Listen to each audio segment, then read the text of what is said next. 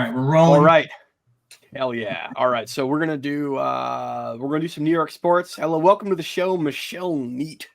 Hello. Somebody old comedy friend of mine and somebody from the other side of the tracks in terms of their baseball fandom, but we'll get to that later. Welcome to the show. No, you're out on the West Coast, right? Yes, I am in Inglewood right now. Nice. Oh, you're near SoFi. Yes, so I'm like definitely Team Kendrick. Okay, good. Who's Team Drake anyway? Pedophiles? Exactly. No, isn't Aaron Judge Team Drake? I hope not. Or is he Kendrick? I have no idea. We'll deal with that later. Your captain, not mine. Well, again, we're going to get to that later on. So, Mike, you want to start with the Knicks? You're wearing the Knicks hat. Let's start with the Knicks. So the Knicks. I want to talk about this. You start, and then I'll jump in. Okay, so obviously the Knicks beat the Sixers by 3 points after I had to listen to a whole day of people on the radio saying the Knicks will win, it's no problem. Then they're all non-Knicks fans or Net fans on the radio, and I'm like, no, Phil, me and you thought this was going to go to 7 games just because. 100%.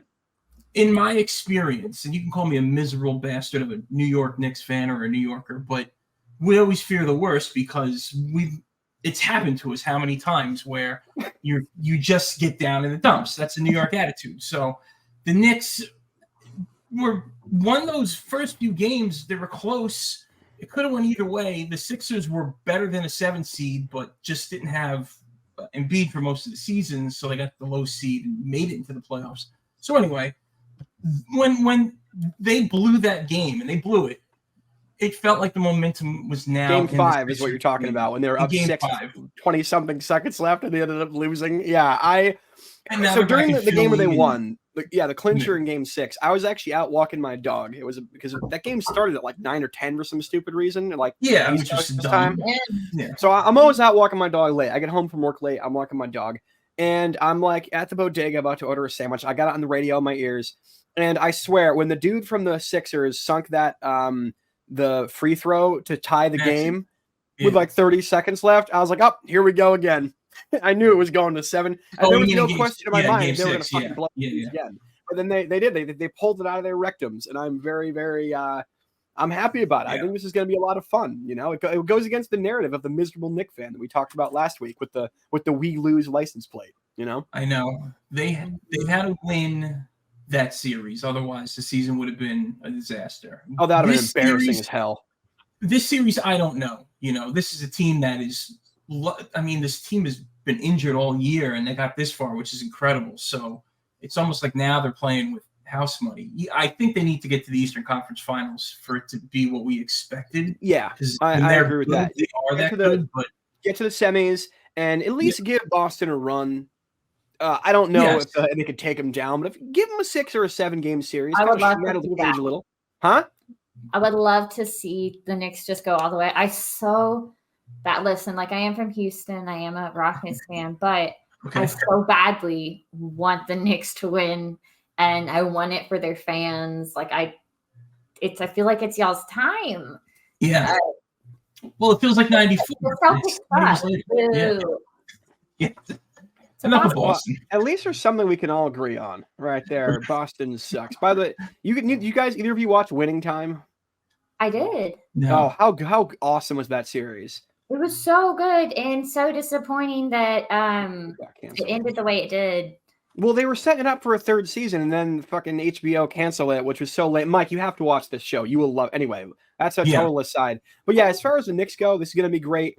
Everyone's saying that this next round is going to be easy. It's the playoffs. Nothing's easy, so we'll see how it goes. But that's a lot of fun. Now, did you also want to mention hockey, or do you want to just get right to baseball here? What do you want to do, Mikey? Well, I'll quickly mention hockey. The Rangers won today in a brutal battle with the Hurricanes. So they won 4-3. And just from talking to other Ranger fans, the Hurricanes. The Hurricanes are going to be tough. I think we were hoping it would be fun to see Rangers Islanders for the sake of New York, but the Hurricanes are a good team. And, I don't know. I'm not saying anything about the Knicks or the Rangers. I want them so badly. Sorry to interrupt. I'm from Connecticut, And Carolina Hurricanes are where the Hartford Whalers relocated to. That's the team that was stolen from my home state. So I want so badly for New York to just pound them into the ground because it's, I feel like, something got taken from us and I want to see it burn from a distance. So that would be cool. Bring the Whalers back. They had better jerseys. And Connecticut, everyone goes to bed at 8 p.m. They can't do primetime hockey game. The only way you could honestly bring the Whalers back is if you did it in like New Haven, maybe, because that's a bigger city than Hartford, and you kind of had it where like for all the away games for the Islanders and Rangers fans, they could all go up there and fill the arena with away fans. Is Hartford a good area, or is it not? No, Hartford sucks. Hartford is not it's only about 100,000 people, which is not that big. It's not like a major metro that can support a sports team. So like you can't really. I understand why they moved the team, but I'm also you're allowed to be bitter about something that happened 20 years ago. Yeah. It's disappointing. So go Rangers. All right, go Rangers. So, fuck it. Let's hop into baseball. All right, so Michelle Neat, Astros fan. Which hey, you know what? We will always extend the olive branch, and in my life, I always do to people from the other side of things, whether it's a Boston fan or some MAGA idiot. I'll at least have the conversation. We'll figure it out. Yeah. Now, the thing is, right now, what? Just lump the room with the MAGA idiots. Yeah, I was about to say, first, you mentioned me, Astros fans, extending olive branch, and you tried to lump me in with Boston fans. That's worse. And MAGA fans. Those are both equally terrible. Well, Ted Cruz is a hardcore Astros fan, so I mean, we don't. If you want, you don't claim him. Yeah, nobody claims him. No, he's a curse. Yeah, his own family doesn't claim him. Can I curse on here? Yeah, absolutely. Especially if it's about him. He was a sack of human shit zipped up in a human skin suit, like a pile of cockroaches in a trench coat. There you go. He's garbage. And you're from Texas, so you're allowed to shit on him, which I like. I respect the hell out of that. I will shit all over. Just shit directly in his mouth. So the Astros, let's talk about them. I will say this. Right now they're 10 games below 500, which is not a sentence anybody imagined they would be saying at the beginning of the season. And I will say, in fairness to them, it's very hard to win games when you literally are missing your entire starting pitching rotation, which up until about a week ago, that does describe that team. Verlander, McCullers, Garcia, Urquidy, who else? Everybody. The one bright spot was that guy Blanco, and then you got Verlander back when he's looked really good. So I think they're going to start winning a little bit more. As far as this week goes, they're coming to New York, and I think the pitching matchup actually favors Houston in 2 of the 3 games, if not all 3. So if the offense can pull their heads out of their rectums, I think it'll actually be a much tougher series than people realize. Because a lot of people are kind of taking them lightly. The Yankees already lost a series to the Orioles, and they split with the A's, which is embarrassing because they took them lightly. They're actually good this season. Speaking of, that's what I wanted to show you guys. So I am very much like, yes, of course, they're a division rival, and yes, of course, like some of the fans suck. But I fully support the fan movement of sell the team. So do you have a? I this. Yes. I love it.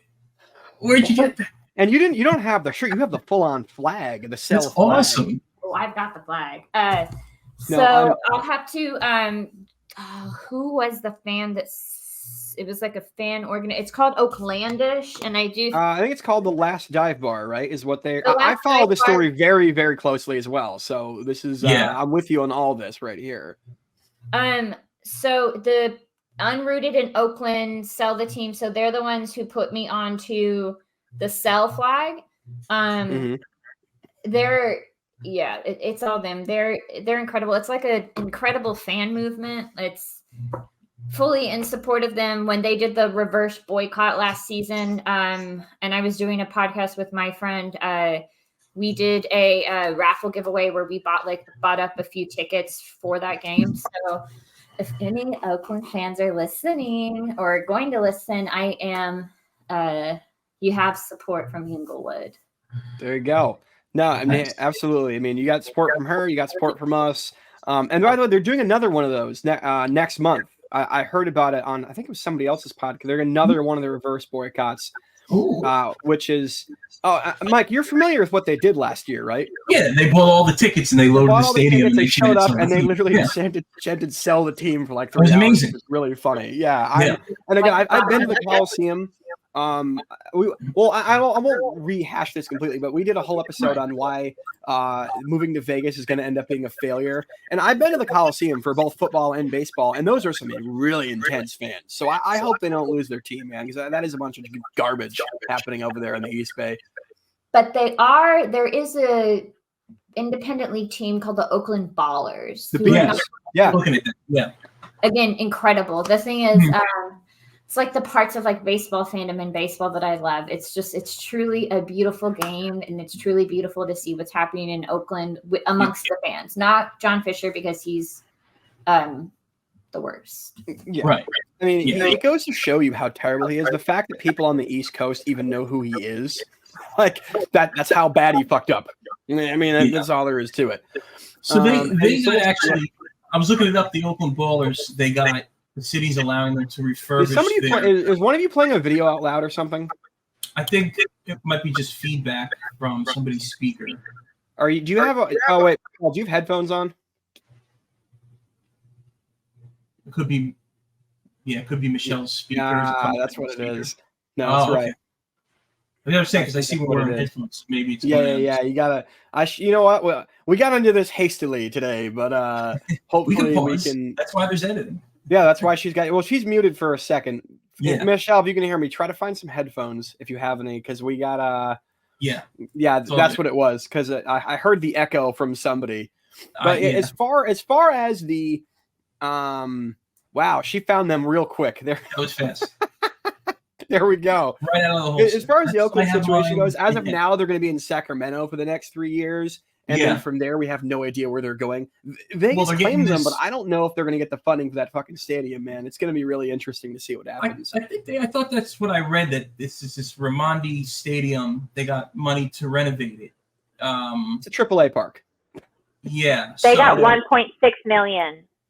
Okay, yeah. That's what it was. Yeah. To turn a minor league park into a slightly better minor league park. $1.6 million in terms of construction for something of that scale is nothing.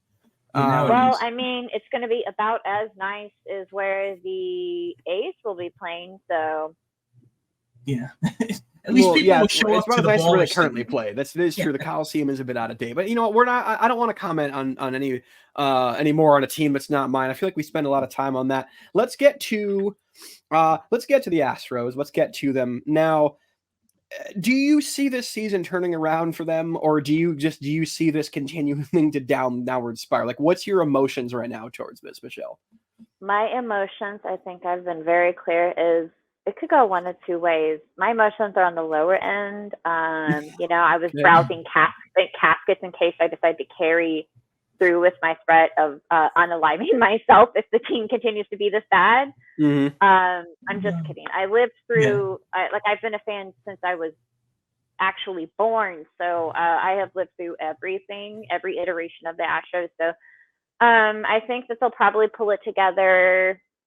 It'll either, I see this playing out one of two ways, is that they will barely squeak into the playoffs. So it will kind of play out like their season in 2020 did, where they like squeaked into the playoffs on a technicality, and they'll take it all the way to probably like a game 6 or 7 of the ALCS, or they turn it around and they find relatively consistent success throughout the rest of the season. I think a lot of Jose Abreu hopefully will come back and get those issues worked out, but I do see like John Singleton, he's hitting bombs, he's making good plays.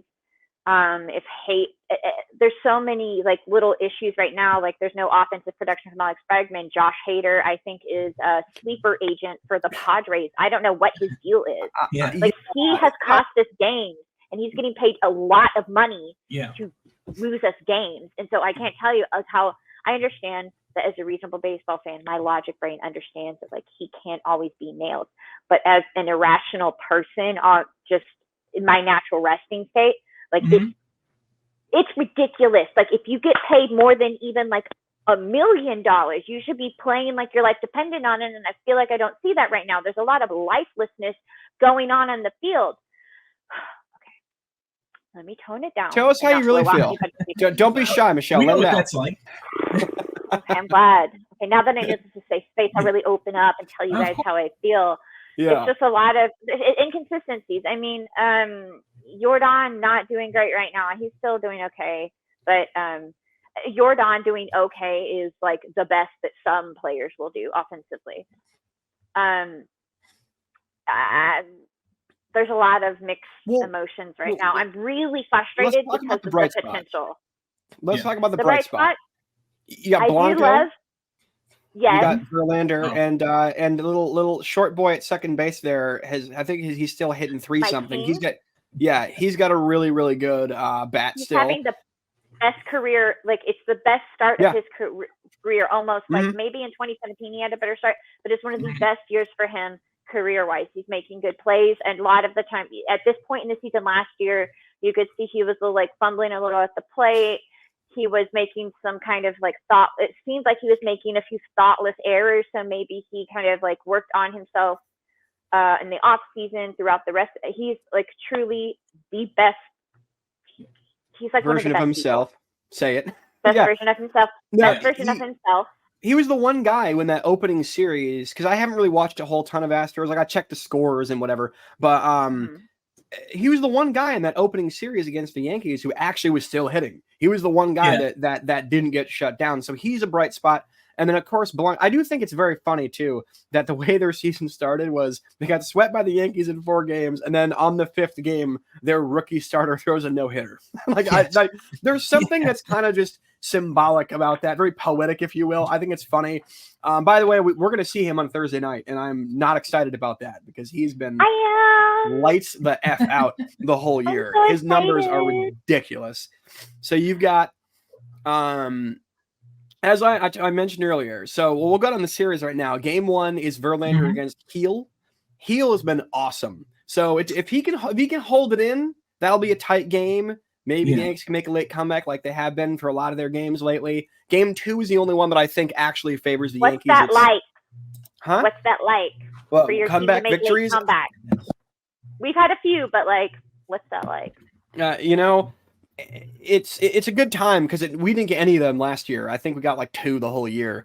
So then game 2, I forgot who the guy's name is. He's like a 9 ERA against Rodon. So hopefully that one the Yankees can easily win. Game 3 is Blanco against Stroman. That one I think favors the Astros. So it's very interesting. The spin game is game 1, if you ask me. But Sherman is kind of a gamer, and so I do think that while it will be a challenge, I don't know that it's going to be like a... You don't think it's going to be a blowout? It might be a blowout. I'm trying to see who the matchup is on, what was it, Wednesday? Well, no, that is the Wednesday one. No, Thursday I just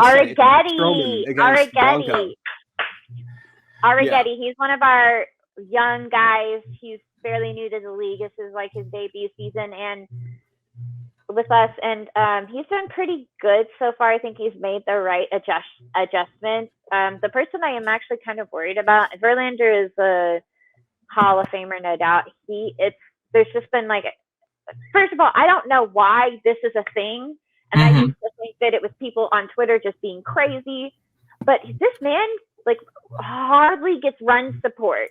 So if he even allows like 2 or 3 runs, we're cooked because like the offense is nowhere to be isn't seen. he like 0-2 or something so far? And even though his ERA is like really low, because he has been solid, but the thing is, and Mike Messina used to say it best years ago for the Yankees, where his, hey, I control 60 feet 6 inches. Right. And that kind of is what he's dealing with right now. Yeah. It's I don't know what it's gonna take. I would give anything. I would, my right arm, left arm, it doesn't matter. I mean, his ERA is pretty low, and he's averaging a lot of strikeouts, but like it's always that first bit, or there'll be like a few batters where he'll have like issues for no reason. I don't know why. He can't locate his pitches, or the calls aren't going his way. I believe the last time he started, my least favorite umpire, Angel Hernandez. And the fact that I know an umpire's name if I know an umpire's name, you're very bad at your job. If the league knows, that's what like There's a couple other ones. I, Sonia, and a few others. If it's like, if I know who you are, you suck. Like still, Ron Colba, he's the one who was like, I'll do whatever I want, and he went on a power trip, and like AJ, I've never seen AJ Hinch snap like that. It was crazy. And I actually wanted to mention that to both of you, and I wanted to ponder. I was pondering this, and I want to ask you guys this, which is that is the umpiring this year particularly awful, or is it just that now we okay, all right. Or is it just that it's always been awful and now we have the tech to notice it? Like, but I think we have more recent like this tech has been around, let's say now with social media and so on for the past few years. So at least we have it comparable to the past few seasons, and it feels worse than the past few seasons. You're right, because we have like in the past few years, like for the past few years, the kids who started umpire scorecard. I mean, that was out of their. It was just them doing an operation like run. It's the story of that is incredible, and if you ever get a chance to like really look on it and how that all came about, you absolutely should. It's fantastic, and you should absolutely give them a follow on Twitter. I refuse to call it what it is these days. So exactly, Twitter till I die. Yeah, no, it's Twitter, and that's Twitter. Yeah, X is too weird. We'll leave it at that. I don't want to go on a rant. You know who went out of, I have not heard from this person in a while, but you know who went out of their way to message me to just, and they didn't say anything. They said, I guess they just texted you to tell you that the Astros kind of suck. And then they said nothing else. It was Patrick Haggerty. Oh, yeah. We're going to have him on, and I think I'm going to do his show in a few weeks. I talk to him fairly often, actually. He's I know you guys have a more personal relationship than I have with him for obvious reasons, but no, that is pretty funny. He's a nice guy. Like overall, like he joke. Like I take it in stride because like I think he's a great guy. And we always get at each other. Like I get borderline. There are sometimes I'll admit I am borderline unreasonable. Well, there's no borderline. I am unreasonable. Like there's no rationality, especially in the postseason. Right. And I feel like almost anybody that I spend regular time with, like I am a different person. Like something possesses my body, and I just turn into a monster during the postseason. He's a decent dude overall. Like, I really don't have issues. No reason to actually hate him. Just baseball wise, he is an antagonist. I mean, he starts his show that I do watch, and we're going to talk about this when he's on. He literally starts his shows by being like, the Yankees are great, and whatever other team sucks, like every episode. So, like, it's, he's like that guy. He's a shit starter a little bit, and I respect that. I like that. He's a little rascal. Yeah, as far as your fandom goes, we got to talk about the Astros. I started talking about this a little bit off the air, and I was talking about this with Mike, that there's...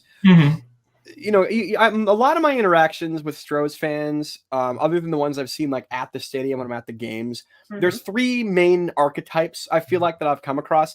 There's the first type where it's the ones who are like, all right, you know what? They cheated that one time. It sucks, but like, I wasn't personally there banging the garbage can. It's kind of embarrassing, but it's still my team, whatever. I rooted for them, but we put that in the past and we'll improve upon the future, whatever. There's that kind of fan. I respect that kind of fan. There's the second kind, which is like the double down fans who are like, yeah, we fucking cheated and we won and we still got the ring. What are you going to fucking do about it? And I respect that for different reasons. I think it's funny. It's ballsy, and then you have the third ones who are just kind of in total denial about everything. They're like, what are you talking about? Altuve never cheated. No. Well, other teams also did other things that were kind of similar that were just as bad. And so therefore then it's like, nah, shut up. And so like, I feel like you're kind of more in that first category because I know you're a fan of the game and you're somebody who's followed the team from when you were little. You're a little more reasonable on that. I am probably a nice little like center between 1 and 2 because like, like absolutely they cheat, but like, okay, so fucking what? Why are you still talking about it? Cry, like you know what? Your team deserves to lose, bitch. Like, move on. Like if you want to win, if they were more serious, if they were really about that life, and they would have cheated just as hard and tried. Like they didn't. They didn't. And that's From He a played totally victim. Yeah. evil genius perspective, what they did was super smart. Like, you have to admit that on some level if you're going to be It's objective diabolical. when you talk about this or anything. It's incredibly diabolical. It's Well, it's it's not even hilarious. Well, it's not even the really sinister part, and the thing that really like the average fan, the casual fan, will say, "Oh, y'all being trash cans, that's their cheating system." But there was a whole other component to that, a very detailed analytical component to that called code breaker, and that's what really got them in trouble. I know. And that was really that's hilarious. I will defend this man till the day I die. There you Jesse, go. now if you are listening, my king, I miss you. Come back home, baby. All right, there it is. Yeah, I think once you start bringing objects and technology into it, that's you're into the cheating. That's the thing. It was versus stealing signals. They cheated. Yeah. They cheated. I actually wrote a whole paper on this, which I got commended for it. But it was about you got what for it? Commended for it. Like it was. Oh, I think you got committed for it. I'm like, what? They threw you in the padded room. I mean, like crayon and I have my disagreements. I wrote it on. Fans, but you're right, Mike. You caught me. I wrote it in crayon. It was on toilet paper. Like that's my Opus Dei written on toilet paper. But I wrote it was a whole paper on it where it examined it from both sides. Yes, the Astros cheated, how they got into it, but posed the question: were they cheating? Yes, they were cheating, but really they were just catching up to the rest of the league. And then it explored genuinely what else was going on during that time, and it examined some shady stuff that Boston did. So I had no problem going into the Red Sox, it's fuck this guy. Yeah, they've been caught doing but it so took much shit it over the looked years at too. all. I took it took a very detailed look at all of the marquee franchises in Major League Baseball. So with the Dodgers, there's a deep history of corruption with the Yankees, and I'm just talking about your owner. I'm not talking about present day team right now, but I'm talking about your owner. He was indicted on federal charges because of his involvement in Watergate. So it's that's just the tip of the iceberg there, and there's a whole other thing. I would spend the rest of the episode talking about. You don't gotta go back that far, even. I mean, Steinbrenner was involved in Watergate. Yes, is that shocking? Really? No. That is 100. I know he did to Dave Whitfield because he was my favorite player, and once they kicked him out, the Yankees became good again. Well, so I think a more recent example, honestly, would be you don't have to go that far back. You just go back only about 10 years or so to A-Rod. A-Rod is iffy, you know what I mean? He obviously got caught doing a bunch of shit. And as a fan, it's you rooted for him when he was there, but also it's he's kind of a douchebag. He's kind of a douchebag. And so it's a weird kind of emotional place with it. And that's where I imagine at least a few of the Astros fans are with some of those guys who were the face of whatever happened 7 years ago. It's I root for him. He's on my team, but he did some shady shit and it's not cool. And it's hard to balance that sometimes, I feel. Yeah, so I would say, but back to your original point, I would say that I am firmly in the middle between those two. I don't deny that it happened. I do want people to if you're going to really go into it, if you're going to stick to your lips to try and pull some mess on me, I'm informed and I know exactly what I'm talking about. So please educate yourself. Come with the same level, if not more knowledge, if you're going to come at me sideways. Yeah, they cheated. Okay, why do I care about it? I don't care about it anymore. It happened. What am I gonna? I can't do anything. Yeah, well, that's what I mean. You weren't there. Because I didn't do it. The fans. Yeah, you weren't there. You weren't in the dugout banging on the trash can and helping the code breakers with their monitors and bringing everybody. You weren't doing that. So I understand why fans are a little more dismissive of it because it's I mean, it sucks, but I didn't do it. Yeah, that's kind of the normal. It's not the fans' fault that they're talk at the guy, talk to the guys who you have beef with, not me, because it's not my problem. Yeah, I didn't do that. So that's really why I would find myself more. And also, some people are so irritating and gross that you know what? Good. I'm glad that you're upset about it because you deserve to feel this way. I want to quickly. I just found this article on Mr. Steinbrenner. Let's see if I can throw it on the screen here. We've never done this before, but let's see if I can share. We're doing some live action stuff here, Mikey. Here we go. Yeah. No, it's not letting me. By the way, if you're one of the 9 people that listen to this on the audio, this is why you got to come to see the YouTube specifically to this. Do you see that? Did that come up? Yeah, I do. Watergate investigators had extreme interest in going after George Steinbrenner. Not shocking. 2010, newly released documents show Watergate special, blah, blah, blah, campaign contributions.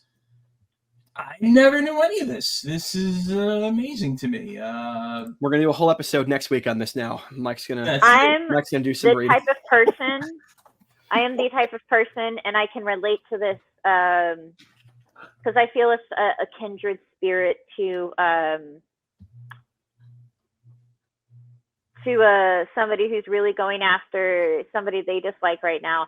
The thing is, I want to take the time, because if you're going to fit, like I said earlier, like if I'm going to really like come after somebody or come after a team, I'm going to know what, like and I talk to some Yankees fans, I understand that like not everybody is about it as I am, or is as about baseball as I am, but I know the history of their franchise better than they do.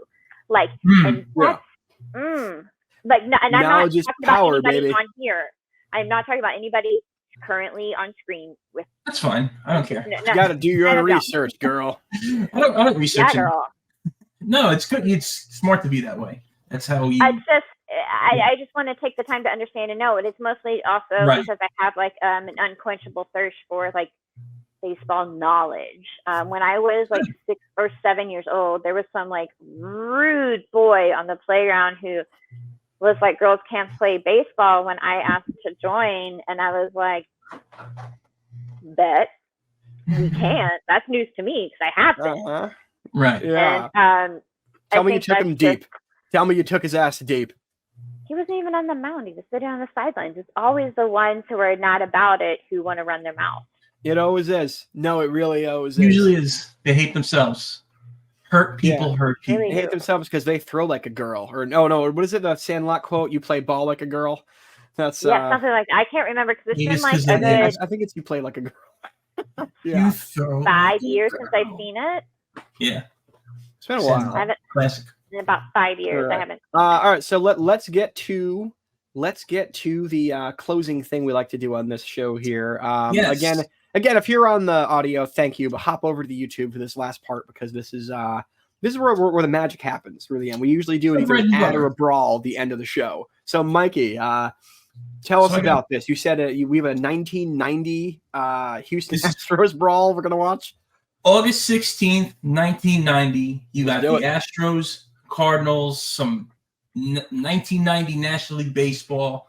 And some brawling. I think it's revenge against a pitcher. Let's take a look here. You'll see. All right, 1990. I want to see some stirrups. I want to see some.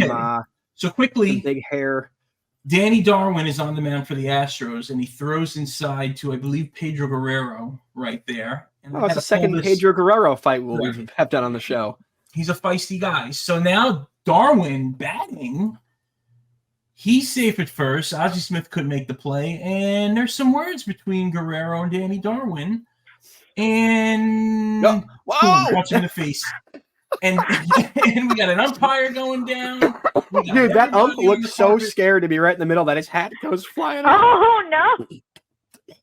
Craig Biggio, name your favorite junk wax baseball player. There you go. I love the grainy VHS footage as always. Scummy Vince Coleman, Tim Worrell. Is that Terry Pendleton or a different Pendleton? It's probably Terry Pendleton. Yeah, he was in the Cardinals for the Braves. And is that Phil Garner? Gee, like, what was he still playing back then? Mike Scott. I have a signed Phil Garner card. Hell yeah. Yeah, and I mean, this is, this is when you look at brawls now, they don't even brawl. They just clear the benches and look at each other and do your mama jokes. And now these guys are out there. They're men. They're fighting. They're going to fight the ump. That guy just dropped the N-word on the ump. Okay, these guys are a little crazier. It's 1990. There's a lot of 1990 was a great year. It was. Was that because the year you were born, Michelle? Is that or? I have no idea what you're talking about. I'm an ageless beauty who was born in the 70s. That's what I meant to say. Okay. big hair, as I wished. I got some big hair on this episode. Yeah. There you go. Look, and they used to put those say, initials on their jerseys. That was an 80s, 90s thing. It was like I have two. Yeah. Speaking of the 90s, I have two unopened sets of like complete sets of cards from the 90s. I have this guy. Fleer. Yeah. The Fleer, 1990. And Score. There you go. That was a good series. I got a bunch of wax packs boxes off eBay, and I pulled a bunch of those. There's a nice rookie in there. But look at the Stash Brothers here. I love this. That's just a meaty stash. That must have taken years to cultivate a stash that beautiful. I want stashes to make a serious comeback, like really make a comeback. I want like a player to be like, look at that. You know how some like the Aaron Judge has like the judges court and they wear robes, and like with Kyle Tucker they're in the King's court, like King Kyle Tucker. Somebody I need there to be like a mustache. Austin Wells. You got to get the man stash. The Yankees. Nestor's got one. Wells got one. I mean, it's the only thing they're allowed to have. JP France on the Astros. They have like he has his little on his like glove on like this side. He has like the outline of it's got his little logo. Look at the glasses. Oh, he got massacred. Mike, can you play that back? I had that the ump's reaction is almost cartoonish. That because look at this. He's just like trying to calm this guy down, and as soon as he's like. Oh my God. And the other ump just went down. There's two umps in that. All three umps are involved in that. The one guy goes down, which is scary. There's a guy you were talking about mustaches on the Blue Jays. He looks exactly like Mike Myers in the Bears. I did like a photo comparison. They look identical. It's scary. It's pretty funny. This is a good brawl. I gotta say, Zeal. Michelle, I gotta say about the Astros uniforms. I like the current ones they have better than these old ones. I think these old ones are so tacky with that dumb stripe and like I don't know. I like the new ones with the orange and the either white or black. Yeah. I think it flows a lot better than these. These just look cheesy. Yeah. I like the rainbow jerseys. I like the Tequila Sunrise ones. Those are cool. Not these with like I like these. These are okay. The silver ones, but I like the ones with the bottom. Right on in the front here. Yeah, I know what you're talking about. And then they have the ones that's like Astros, and it's got like a little shooting star on one of their jerseys. It's like one of their throwbacks. From the 60s, that was like the old. And look at this, the Cardinals don't even have buttons on the uniforms. The 80s and 70s were a weird time for they had the pullovers. Yeah. And baseball was kind of like dead in a way at this time. And, that's why the strike was such a big deal, because baseball was trying to revive itself and could not compete against the NBA and the NHL and NBA, because all those sports were in their prime. Baseball's prime was back in the 40s, 50s, 60s. So these uniforms, even though they're coming back now, because even though these uniforms are coming back now, they were so horrible. They were pretty bad. The pullovers, I can't do it. Like I need some buttons. Crew neck stuff, I can't do that. Or I guess it's like a little V-neck. It's like a V-neck. It's like a softball uniform. Oh God. Yeah. Well, the uniforms this season are trash because they're two different colors. Somebody showed. And they're see-through. They're see-through, and the letters are wrong. Now I gotta say, my girlfriend, who's a heterosexual, enjoys the fact that the pants are see-through. In this current season. I don't want to know that much. That feels intrusive. Like I don't want. That feels. I know too much. I don't want to know. There's a lot of things that like. Out of respect for the player, I don't want to know those things. I don't want to know anything about you south of the border, like at all. I think Brian would beg to differ, but I get it. Brian B-Rab's our other co-host who's on sometimes. He's all about that, but that's a different conversation, Right. Which is all good. They're changing them back. They announced. They said they're going to try to get it done before the end of the year, but it's going to be next year for sure. I mean, I love that. I love that the players' union spent like 2 days with these uniforms, and we're like, these are trash. You better fucking change them back. And then barely a month in the season, the players like them. No, they don't. No, they didn't. The only players that liked them were the ones that were sponsored by Nike. They kind of called it. Somebody, I forgot who it was. One of the other players called it out like immediately when a bunch of players tried to defend them. They're like, no. These three guys are all sponsored by Nike. Screw that. Okay, they're full of shit and they know it. Basically, was kind of the stance on that. Yeah. So that's a good thing because they're trash. The new ones, the current ones. I think I understand. understand their point of view, because honestly, if Nike was my corporate daddy, I would do whatever they told me to. Money. Yes, give me that swoosh, daddy. Yeah. That is, I think, how we're going to end Yeah. this episode. It's a good show. Because we're New York guys, and we get to hear from not the enemy, but we don't country. We get to hear from the Astros fans, and we'll talk to Red Sox fans. So, what do you guys think for this series? What's your prediction? I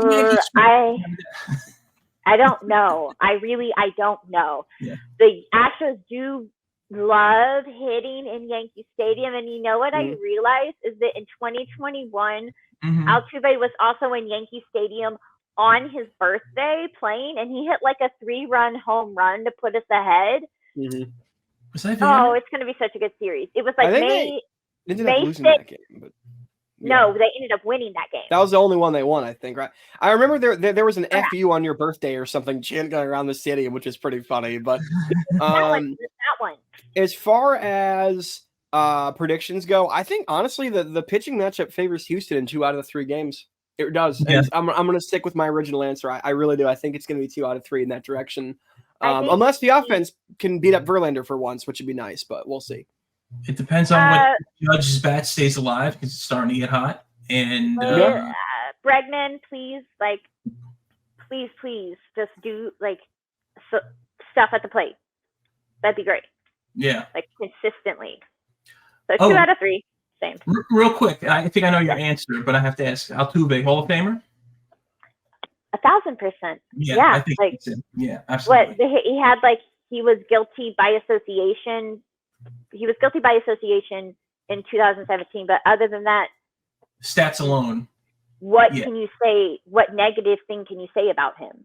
Right. He goes out of his way to, even if the kids are being he makes sure to he is really for the children. He will go DB. Yeah, he's great. No, you have to be. That's good, because a lot of athletes weren't really like that back when we were growing up, and they're more for the kids now, which is really good to see. You got to keep the kids in the game, and there's no baseball. Yeah, I don't really subscribe to the Hall of Fame anymore. Too many of my players have gotten snubbed, and they've let in too many douchebags at this point where I'm just like, nah, I don't care. I mean, I'm sure he will, by the way. He will be in, I think, probably just like they did with a different player a couple years ago that I didn't think should have been in. But if you read about what Hank Aaron went through breaking that record, and how important it was for him to break the record, and how long it stood, and to see Barry Bonds do the whole steroids thing. And look, people are going to argue about the steroids or not. I know it's apples and oranges kind of, but for Hank Aaron not to be the king is kind of insulting to Hank Aaron's legacy. But I mean, I will use it as a weapon in an argument against somebody Yankee steroids, but honestly, do steroids. I had a tweet a few days ago where it was I would change these things about what I would do is most of them were just undoing rule changes that they had implemented in the last 3 or 4 years. So yeah, Rob Manfred sucks. Nothing revolutionary. The one thing that I said that people for some reason latched onto was steroids are mandatory, and then I had nerds in my comments being what steroids are mandatory, and then no extra innings, benches clearing broad to determine a winner. And those 2 things people latched onto, and they were well, the pitchers would get hurt, and this is violence, and they were bringing logic to it. And I was like, girl, this was a joke that I tweeted out at 1:15 a.m. when I was a 1.5 edibles deep. There you go.